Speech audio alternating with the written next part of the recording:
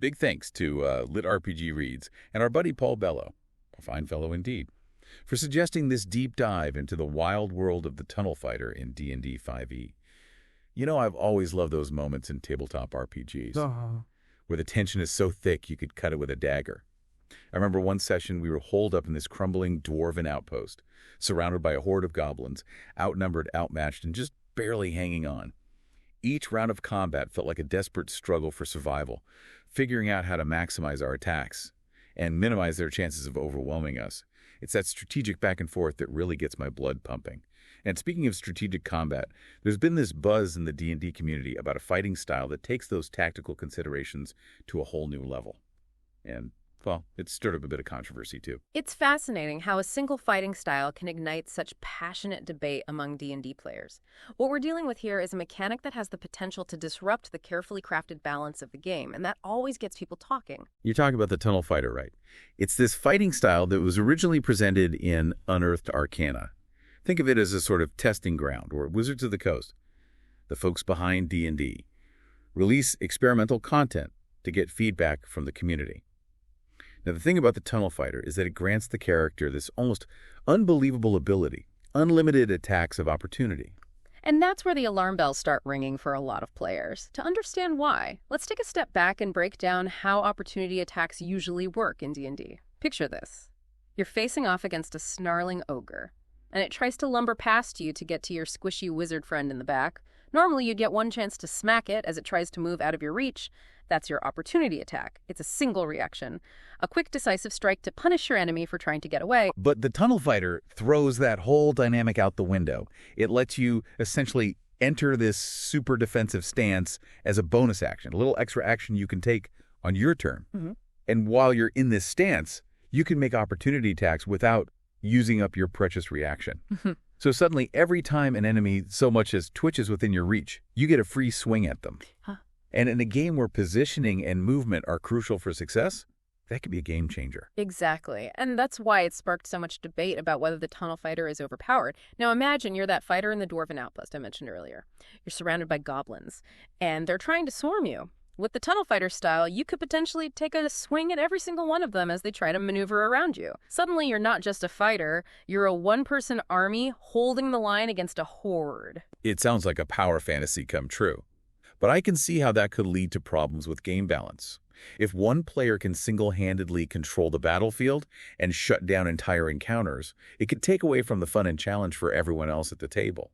It's like showing up to a friendly game of basketball with a team of NBA All-Stars. Yeah. It might be fun for you, but it's not exactly fair for the other players. That's the crux of the issue. The game designers at Wizards of the Coast put a lot of thought into balancing the different classes, abilities, and fighting styles in D&D. Each element is carefully calibrated to ensure that every player has a chance to shine and contribute to the party's success. But when a single fighting style like the Tunnel Fighter comes along and potentially throws that balance out of whack, it's understandable why people get concerned. So is that why Wizards of the Coast hasn't officially endorsed the Tunnel Fighter? I mean, it came from Unearthed Arcana, which, as you mentioned, is more of a testing ground for new ideas. Yeah. Exactly. And I think the mixed feedback they received on the Tunnel Fighter is a big reason why it hasn't made its way into an official rulebook. You have players who love the idea of being this unyielding wall of steel, a master of defensive combat, and then you have players who worry that it would just make the game less fun for everyone else involved. It's a tricky situation.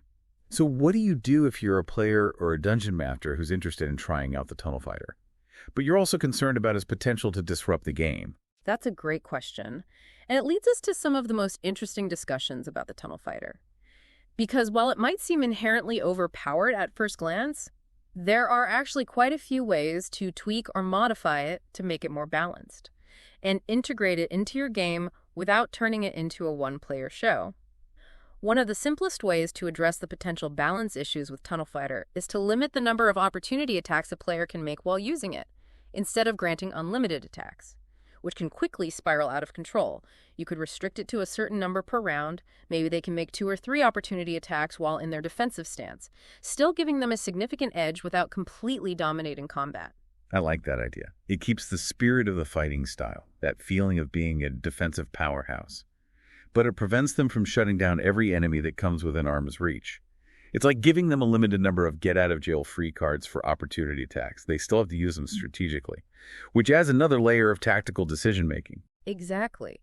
It's all about finding that sweet spot between feeling powerful and ensuring that the other players still have meaningful choices to make. Another option, and this one gets a bit more nuanced, is to scale the number of opportunity attacks based on the character's proficiency bonus. This bonus increases as the character levels up, reflecting their growing expertise in their chosen class. So a low-level tunnel fighter might only be able to make 1 or 2 extra opportunity attacks, while a high-level one could unleash a flurry of blows. That's a really clever way to integrate it into the existing mechanics of the game. It rewards players for investing in their character's growth and adds a sense of progression to the fighting style. And it allows the tunnel fighter to keep pace with the increasing challenges they'll face as they level up. A low-level fighter facing off against a handful of goblins is a very different scenario than a high-level one contending with a rampaging hill giant or a cunning spellcaster. Scaling the ability based on proficiency helps to maintain balance across different levels of play. So we've talked about limiting the number of attacks and scaling them based on proficiency. What are some other creative tweaks that dungeon masters and players could use to make the tunnel fighter more manageable and fun for everyone? This is where things get really interesting, because you can start to delve into the thematic and narrative elements of the fighting style. One idea is to tie its effectiveness to the environment. Imagine a scenario where the tunnel fighter only gains their full benefits while they're in a confined space, like a narrow corridor or a subterranean tunnel. Oh, I love that. It leans into the name tunnel fighter and makes those environments feel even more distinct and potentially dangerous. It would encourage players to think about the tactical implications of their surroundings and maybe even use the environment to their advantage. Precisely. It's like giving them a home field advantage in certain types of terrain. You can imagine a party exploring a sprawling dungeon, and the fighter with tunnel fighter is suddenly the MVP in those tight, claustrophobic corridors, holding back enemies while the rest of the party can maneuver more freely. I can just picture it. Flickering torches, casting long shadows, the clang of steel against steel echoing through the tunnels, and the tunnel fighter standing firm against a wave of oncoming enemies, like a Spartan warrior holding the pass at Thermopylae. Exactly. It's a great way to add a sense of drama and tactical depth to your encounters. And you can even get more creative with it. Maybe certain types of terrain negate the benefits of tunnel fighter, like wide open plains or areas with difficult terrain. That's a cool twist. It forces the player to adapt their strategy based on the environment and prevents them from relying on tunnel fighter as a one-size-fits-all solution. It makes them think, okay, I'm out in the open now, so I can't just turtle up and wait for enemies to come to me. I need to use my mobility and other abilities to stay ahead of the game. Exactly. It encourages more dynamic and strategic gameplay, which benefits everyone at the table. Another idea, and this one is a bit more resource-intensive, is to require the tunnel fighter to spend something to activate their defensive stance. Maybe they have to expend a limited number of key points, which are a resource used by certain monk subclasses. Or maybe they have to burn a low-level spell slot, something that spellcasters use to cast their magic. Ooh, I like that. It adds a layer of risk and reward to using the tunnel fighter style. They can't just activate it willy-nilly and stay in that stance all the time. They have to think carefully about when and where to use it, making those moments even more impactful. It turns tunnel fighter into the strategic resource they need to manage carefully, rather than a constant overwhelming force. It also creates an interesting dynamic within the party, especially if you have a monk or a spellcaster who relies on those same resources. Yeah, it could lead to some interesting discussions about resource allocation and teamwork.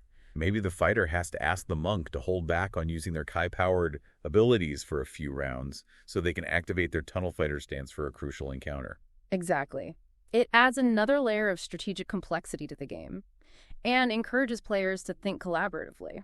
And of course, you can always get creative and come up with your own unique modifications or limitations. Maybe the tunnel fighter stance only lasts for a certain number of rounds, or maybe they suffer a penalty to their movement speed while they're in it. It's all about finding what works best for your group and the style of game you want to play. And that's what's so great about D&D. There's always room for experimentation and customization. But I think it's important to remember that even with all these potential modifications, the tunnel fighter is still a powerful fighting style. And it's crucial for players and dungeon masters to have open and honest discussions about its inclusion in their games. Absolutely. Communication is key. If everyone is on board with the potential power level of the tunnel fighter, and they understand how it might affect the overall balance of the game, then by all means go for it. But if there are concerns, it's essential to be willing to compromise, to adjust the mechanics, or even to explore alternative options that better suit the needs of the group. It's all about finding that balance between individual player desires and the overall enjoyment of the game for everyone involved. And honestly, the fact that the Tunnel Fighter has sparked such passionate debate within the D&D community is a testament to the game's enduring appeal and the creativity of its players. It's true. It shows that people care deeply about the game, its balance, and the shared experience of storytelling and adventure. And it's a reminder that even a seemingly simple mechanic like a fighting style can have a ripple effect on the entire gameplay experience, leading to fascinating discussions and creative solutions. It's a great example of how D&D is more than just a set of rules. It's a collaborative art form, a shared journey of imagination and problem solving. And it's a journey that can be incredibly rewarding, both for the players and for the dungeon master who guides them through it. Speaking of dungeon masters, I think it's time we shifted our focus to the crucial role they play in navigating the challenges and opportunities presented by a fighting style like Tunnel Fighter. It's easy to get caught up in the rules and the mechanics, especially when we're talking about something as potentially game-changing as the Tunnel Fighter. I think it's important to step back and remember that D&D is, at its heart, a collaborative storytelling experience. And at the center of that experience is the dungeon master, the one who weaves all the threads together, guides the narrative, and helps to create those unforgettable moments that make the game so special. The dungeon master is often referred to as the referee or the game master, but I think those terms don't quite capture the full scope of their role. They're more like the architect of the adventure, the world builder, the storyteller extraordinaire. They create the setting, populate it with interesting characters and challenges, and then invite the players to step into that world and make their mark on it. It's like the dungeon master sets the stage, and the players get to improvise their way through the scenes, with the DM responding to their choices and weaving their actions into a cohesive narrative.